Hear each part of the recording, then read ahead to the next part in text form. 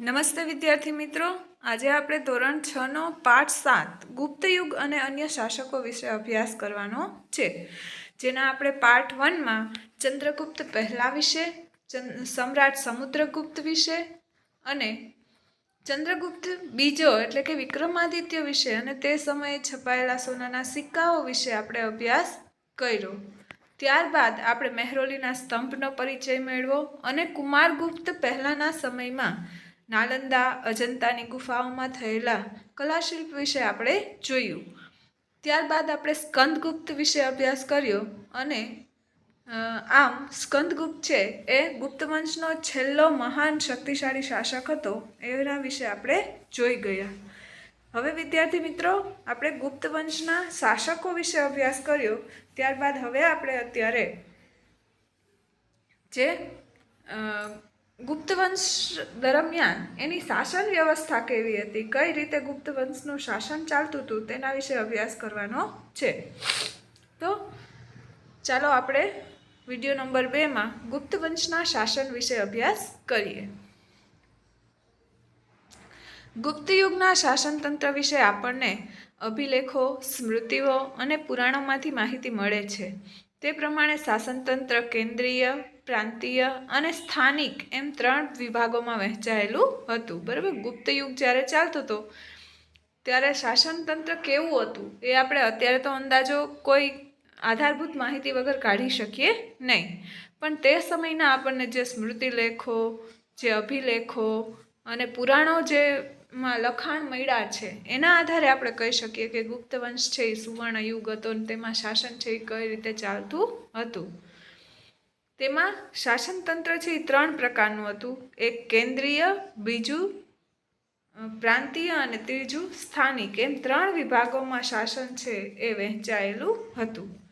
હવે કેન્દ્રીય વહીવટ તંત્ર છે એ કેવું હતું તો કે અત્યારે જેમ આપણે કેન્દ્ર સરકાર કામ કરે છે અને તેને કેન્દ્રીય શાસનતંત્ર છે એ તે સમયે ઓળખવામાં આવતું હતું. ગુપ્ત શાસનતંત્રમાં સમ્રાટ વહીવટી તંત્રના કેન્દ્ર સ્થાને હતો. સમ્રાટ એટલે કે રાજા, જે રાજા હોય એને કેન્દ્ર સ્થાને માનવામાં આવતો હતો. તેઓ રાજાધિરાજ કયું બિરુદ મેળવતા હતા?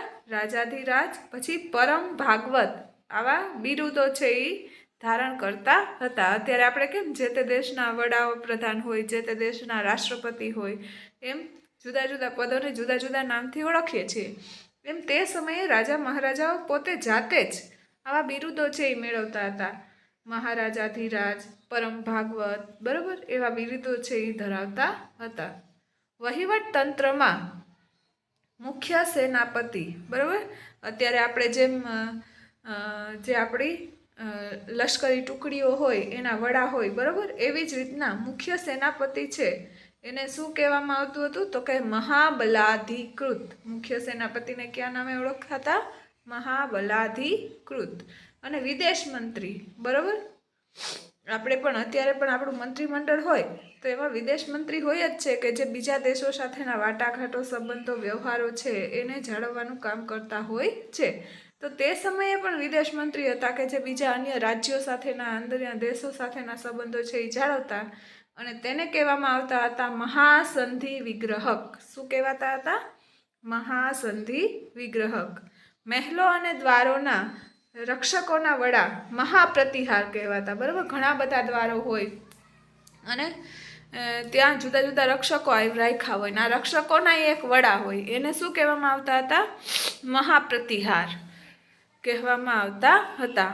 પછી મહાઅશ્વપતિ, અશ્વનો મિનિંગ થાય ઘોડો, બરાબર, એ ઘોડે સવારની જે સેના હોય, અત્યારે કેમ થલ સેના, વાયુસેના, જલ સેના છે, એમ તે સમયે મોટા ભાગની સેનાઓ છે એ ઘોડા અશ્વારવાળી સેના હતી, હાથીઓની સેના હતી, બરાબર.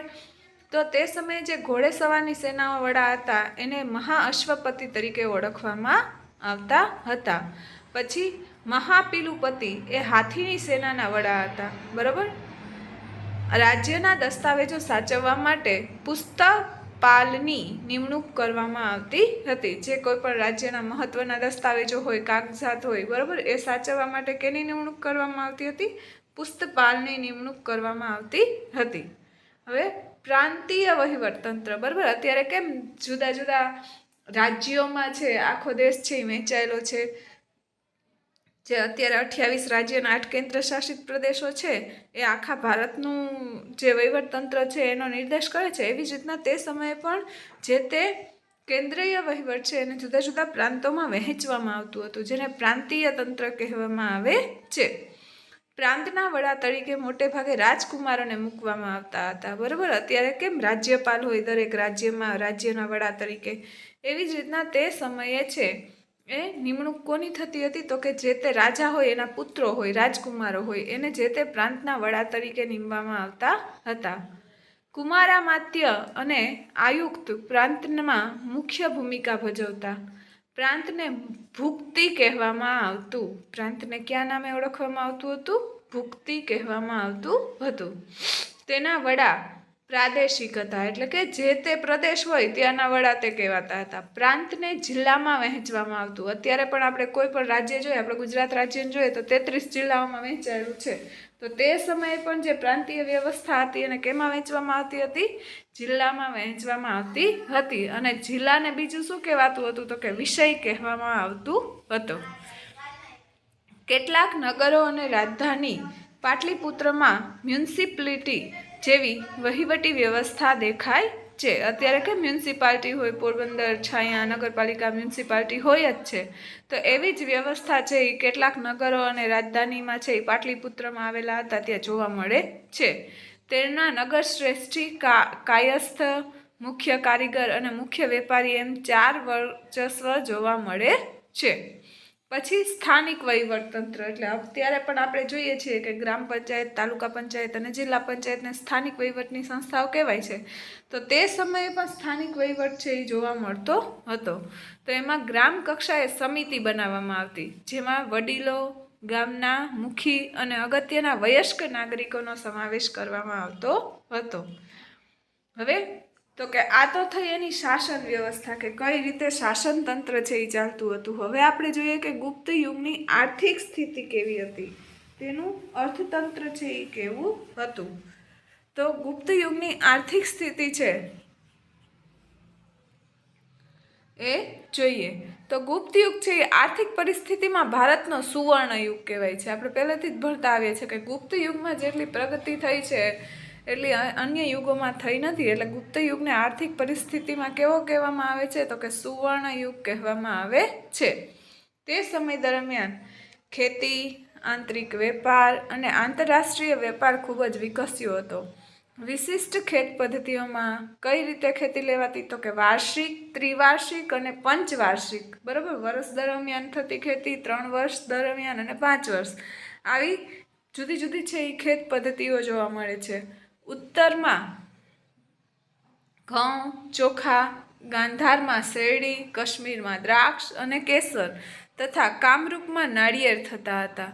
બંગાળમાં પુષ્કળ પ્રમાણમાં ચોખા થતા અને ગુજરાતમાં અને સિંધમાં કપાસનો પાક છે અને બંગાળમાં રેશમનું ઉત્પાદન થતું. દક્ષિણ ભારતમાં મરી, મસાલા, રેશમ, કપાસનો વેપાર છે એ વિકસ્યો હતો. અને હજી પણ વિદ્યાર્થી મિત્રો મોટાભાગના ઉત્પાદન છે એ આપણા ભારતમાં આ જ વસ્તુઓના જે તે રાજ્યમાં જે તે વિસ્તારમાં થાય છે. રાજા કુલ ઉત્પાદનનો 6ઠ્ઠો ભાગ કર તરીકે લેતા હતા, બરાબર. અત્યારે કેમ કે જમીન વેરો, મકાન વેરો એમ જુદી જુદી વસ્તુઓ પર વેરા ભરવા પડે છે, એમ તે સમયે મુખ્ય વ્યવસાય ખેતી હતો. એટલે ખેતી ઉપર પણ એને કરવેરો ભરવો પડતો હતો. આ કેટલો હતો તો કે જેટલું ઉત્પાદન થયું હોય એનો 6ઠ્ઠો ભાગ છે એ રાજાને આપવો પડતો હતો. બ્રાહ્મણો અને મંદિરોને ભૂમિ દાનમાં આપવામાં આવતી હતી અને આંતરરાષ્ટ્રીય વેપાર એ ગુપ્ત યુગની વિશેષતા હતી. ભારતથી સ્થળ માર્ગે મધ્ય એશિયા થઈ અને યુરોપ સુધી સુતરાઉ કાપડ, રેશમી કાપડ, મસાલા નિકાસ થતા, તો ખંભાત, ભરૂચ, સોપારા અને તામ્રલિપ્તિ જેવા આંતરરાષ્ટ્રીય બંદરોના માધ્યમથી વિશ્વના પૂર્વ અને પશ્ચિમ ભાગમાં સુતરાઉ કાપડ, રેશમી કાપડ, મસાલા, તેજાના ઇમારતી લાકડાના નિકાસ થતી, જ્યારે સોનું, ચાંદી અને અન્ય જે ચીજ વસ્તુઓ છે એની આયાત થતી હતી. ત્યાર બાદ આપણે જોવાનું છે એ છે ગુપ્ત યુગ દરમિયાન ધાર્મિક સ્થિતિ છે એ ભારતની કેવી હતી. તો ગુપ્ત યુગમાં હિન્દુ ધર્મ અને સંસ્કૃતિ પૂર્ણ કળાએ ખીલેલા હતા. એટલે તે સમયનો મુખ્ય ધર્મ હિન્દુ ધર્મ હતો. ગુપ્ત સમ્રાટો વૈષ્ણવ ધર્મને રાજ્ય ધર્મનો દરજ્જો આપતા અને પરિણામે વિષ્ણુ તેમના અવતારો શ્રીરામ અને કૃષ્ણ આ સમયમાં મહદઅંશે પૂજાતા. લક્ષ્મી દેવી તરીકે બહુ જ પ્રખ્યાત થયા અને આ જ સમયમાં રામાયણ અને મહાભારત તેમજ પુરાણોનું પુનઃ સંકલન થયું, એટલે કે ફરી પાછા એનું લખાણ થયું. શ્રીમદ ભગવદ્ ગીતા આ સમયે ખૂબ જ મહત્વપૂર્ણ ગ્રંથ બન્યો.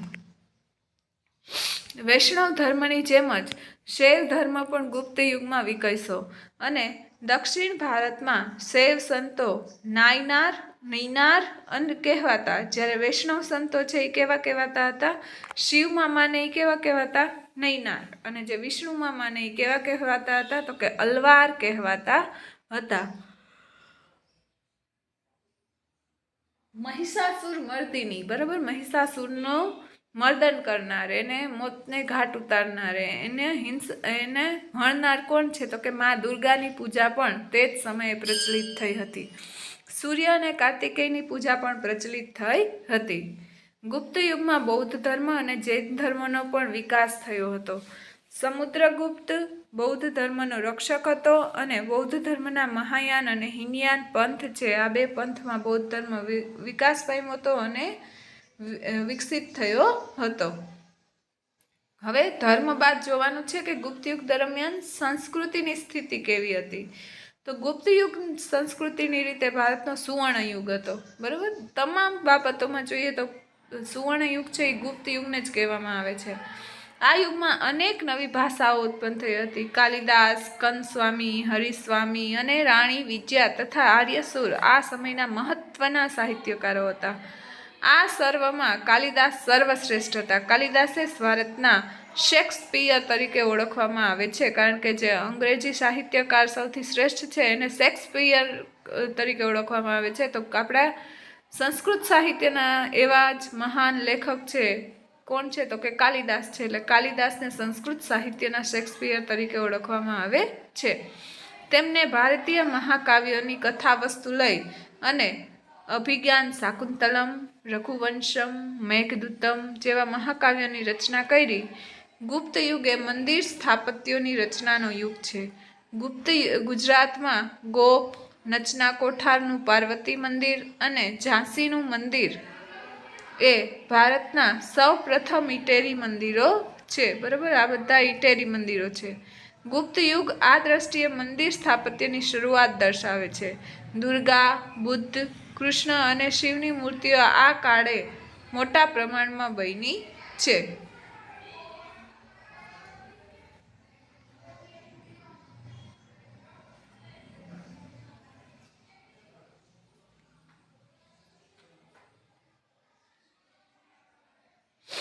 ત્યારબાદ ગુપ્ત યુગમાં વિજ્ઞાનની સ્થિતિ કેવી હતી?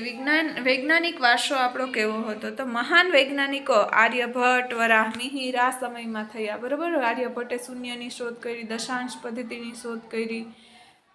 આર્યભટ્ટે શૂન્ય અને દશાંશ પદ્ધતિની શોધ કરી. વરાહમિહિરે બૃહદ સંહિતા નામનો ખગોળશાસ્ત્રને લગતો મહત્વપૂર્ણ ગ્રંથ લખ્યો અને વાઘભટ્ટ છે એ આપણા આયુર્વેદા શાસ્ત્રી હતા. તેમણે આયુર્વેદ ક્ષેત્રે અષ્ટાંગ હૃદય સંહિતા નામનો મહાન ગ્રંથ લખ્યો. આ કાળે મનુષ્યો અને પ્રાણીઓ માટે વૈદક શાસ્ત્ર વિકસ્યું હતું અને હાથી, ઘોડાની દવાઓ પણ શોધાઈ હતી, કારણ કે તે સમયે મુખ્ય અસવારના સાધનો આ જ હતા. એટલે એ પણ યુદ્ધ દરમિયાન ઘાયલ થતા હતા, બીમાર થતા હતા, એટલે એના માટેનું પણ આખું શાસ્ત્ર છે, પ્રાણીશાસ્ત્ર છે, એ વિકસ્યું હતું. રસાયણશાસ્ત્રો પણ ખાસો વિકાસ થયો હતો. તેનું સર્વશ્રેષ્ઠ ઉદાહરણ છે દિલ્હી પાસે આવેલો મહેરૌલીનો લોહ સ્તંભ, જેને હજી સુધી કાંટ લાગ્યો નથી. ત્યારબાદ ગુપ્ત યુગ પછી જે ઘણા વર્ષો સુધી છે એ કોઈ મહાન શાસકો આવતા નથી, પરંતુ ત્યારબાદ જે એક મહાન શાસક આવે છે એ છે સમ્રાટ હર્ષવર્ધન, બરાબર. અને અહીંથી મધ્યયુગનો ગુપ્ત વંશ છે એનો અંત આવે છે અને પછી ત્યારથી મધ્યયુગ છે એ શરૂ થાય છે. ગુપ્ત યુગ પછી પ્રાચીન ભારતમાં મહત્વપૂર્ણ રાજ્યોમાં હર્ષવર્ધનનું રાજ્ય ગણાય છે. તેઓ થાણેશ્વરના કયા વંશના હતા? તો કે પુષ્યભૂતિ વંશના હતા. તેમના પિતાનું નામ પ્રભાકર વર્ધન અને એનો પુત્ર હોય છે એનું નામ, એનો ભાઈ હોય છે એનું નામ હોય છે રાજ્યવર્ધન અને પોતાનું નામ હોય છે હર્ષવર્ધન. જ્યારે એની બેનનું નામ શું હોય છે? રાજ્યશ્રી હતું.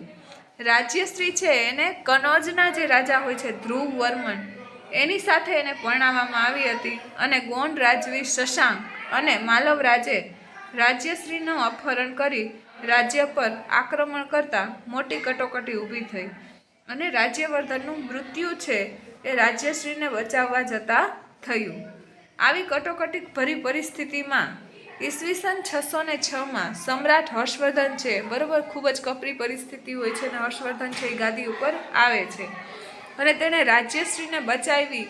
એટલું જ નહીં, રાજ્યશ્રીનું રાજ્ય કનોજ અને થાણેશ્વર એમ બંને રાજ્યો પર પોતાનું યોગ્ય શાસન કર્યું. પોતાનું બેનનું રાજ્ય છે એના ઉપર પણ પોતે છે એ રાજ સત્તા સ્થાપે છે અને શાસન ચલાવે છે. હર્ષવર્ધન પ્રાચીન સમયના છેલ્લા મહાન સમ્રાટ હતા. તેના પછી કોઈ એટલો મહાન સમ્રાટ છે એ આવતો નથી. તેણે મગધ, ઓડિશા, શાશ્વત, ગોંડ, મિથિલા સુધી પોતાનું સામ્રાજ્ય ફેલાવ્યું હતું અને તેમના સમકાલીન રાજ્યોમાં વલ્ભીના મૈત્રક રાજા ધ્રુવસેન તેના જમાઈ હતા.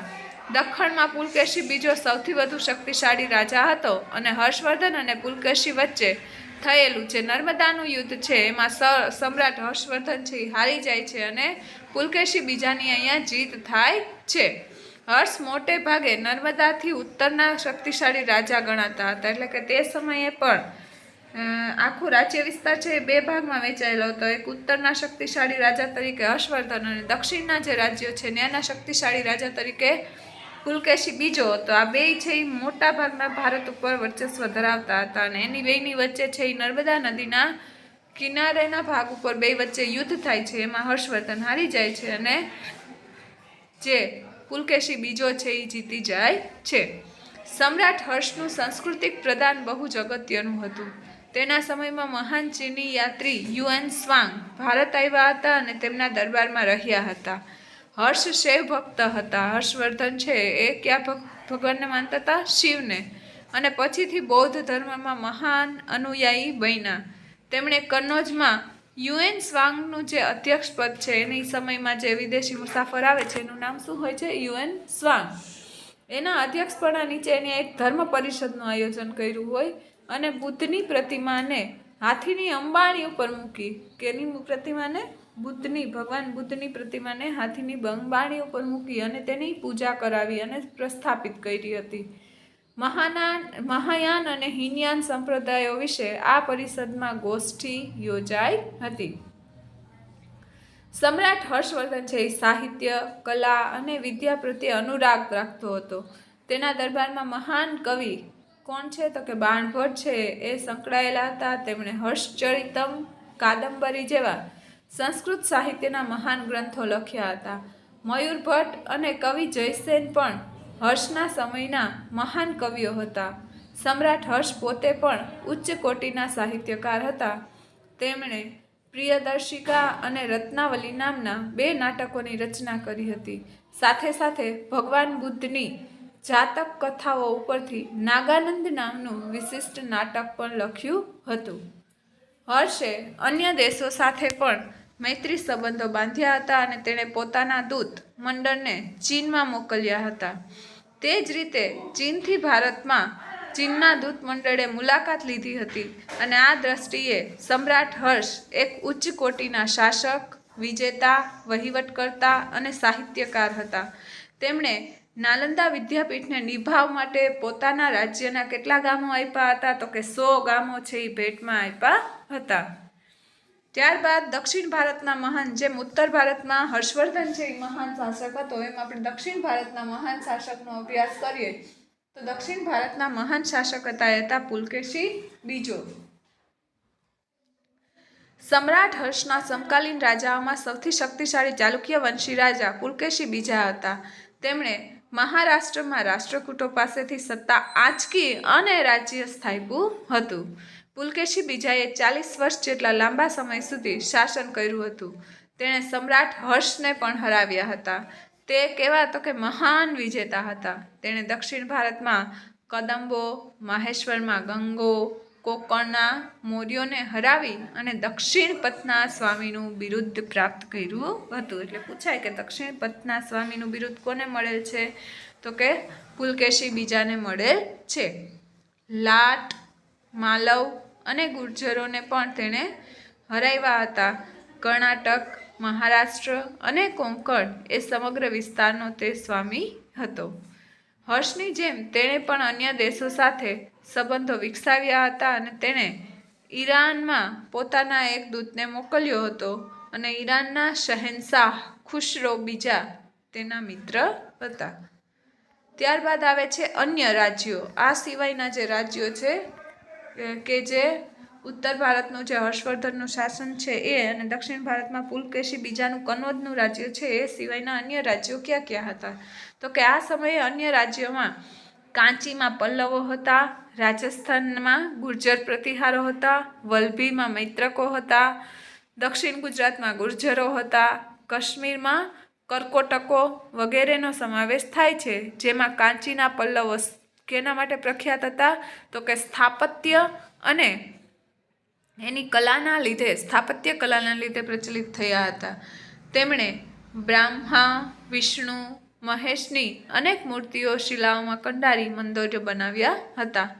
મહાબલીપુરમના સમૃદ્ધ તટે રથ મંદિરો બંધાવનારા પલ્લવોએ ભારતની સાંસ્કૃતિક સમૃદ્ધિમાં વધારો કર્યો છે અને કાંજીવરમમાં તેમણે બંધાવેલું કૈલાસનાથ મંદિર તે સમયનું સૌથી શ્રેષ્ઠ મંદિર ગણાવી શકાય છે. તો વિદ્યાર્થી મિત્રો, અહીંયા આપણો લેસન નંબર 7 ગુપ્તયુગ અને અન્ય શાસકો વિશેનો જે છે એ અહીંયા પૂરો થાય છે. આ લેસન દરમિયાન આપણે ગુપ્ત યુગમાં થઈ ગયેલા મહાન સમ્રાટો, એની રાજ્ય વ્યવસ્થા, ધર્મ, સંસ્કૃતિ, બરાબર, આ તમામ બાબતો વિશે અભ્યાસ કર્યો. એનું વહીવટતંત્ર કેવું હતું, આર્થિક પરિસ્થિતિ કેવી હતી, ધાર્મિક સ્થિતિ કેવી હતી, સંસ્કૃતિ કેવી વિકાસ પામી હતી, તે સમયનો વૈજ્ઞાનિક વારસા વિશે આપણે જોયું. અને ત્યારબાદ ઉત્તર ભારતના મહાન રાજા એવા સમ્રાટ હર્ષવર્ધન વિશે આપણે અભ્યાસ કર્યો અને દક્ષિણ ભારતના એવા જ મહાન રાજા પુલકેશી બીજા વિશે અભ્યાસ કર્યો. અને હર્ષવર્ધન અને પુલકેશી બીજા સિવાયના ગુપ્તયુગ દરમિયાન જે શાસકો હતા, અન્ય શાસકો, એ કયા વિસ્તારમાં કયા શાસકો હતા અને કયા વંશના લોકો હતા તેના વિશે આપણે અભ્યાસ છે એ આ લેસન અંતર્ગત કર્યો. તો વિદ્યાર્થી મિત્રો, ફરી પાછા મળશું નવા વિડીયોમાં નવા લેસન સાથે.